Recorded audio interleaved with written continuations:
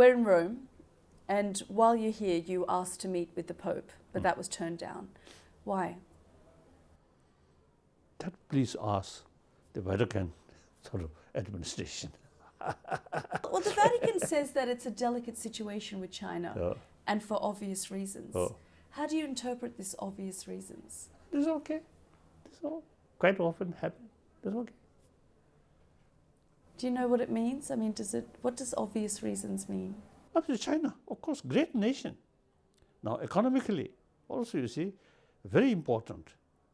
So, therefore, at Pope's case, you see, there are, I think, quite number of sort of Christians in China.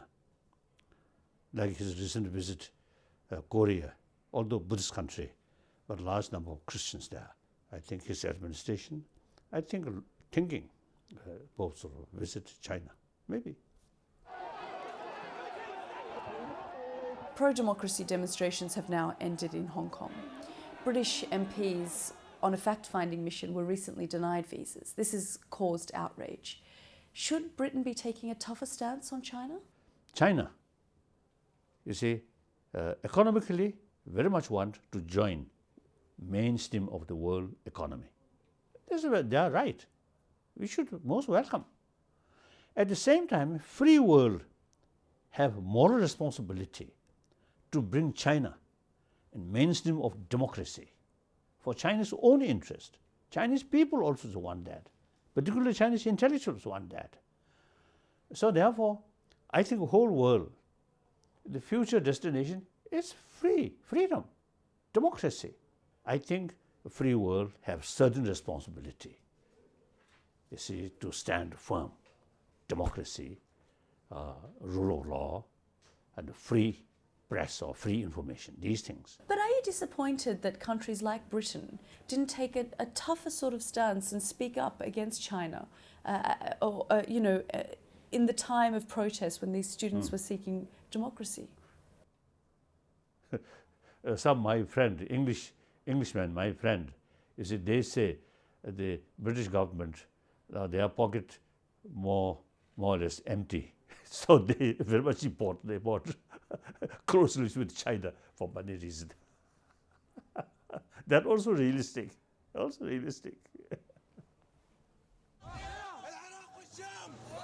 Young British, American, Australian men and women are going to the Middle East to fight alongside so-called Islamic State and committing brutal acts.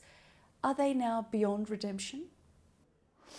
I think due to lack of holistic view, and also I think due to lack of genuine sort of faith about their religion. If they are genuine, then they must practice love, forgiveness, should not touch weapon. How do we regain, though, these disaffected youth who use religion as a pretext to violence and killing? Now, once you see they reach that stage, quite difficult. Once human emotion become out of control, there's no room to utilize human intelligence or reasons. Very difficult. So that's why sometimes I really feel the generation of 20th century, we create a lot of problem. So now the generation of 21st century, let them solve these problems. We now time come to relax and we create a sufficient problem for their work.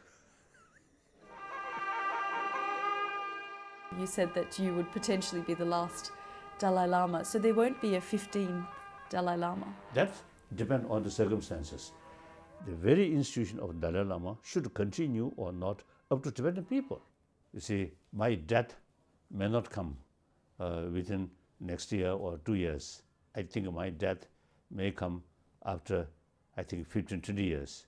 Then the circumstances is such that then, you see, no longer relevant, this institution, then automatically cease. I have no worry. But there's concern that the 15th might be controlled by China, for example. There is that concern out there.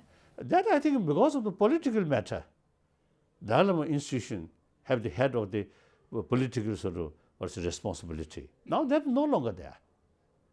In any way, the Dalai Lama institution will cease one day. This man-made sort of institution will cease. No guarantee some stupid Dalai Lama comes, then disgraced himself or herself. That's very sad.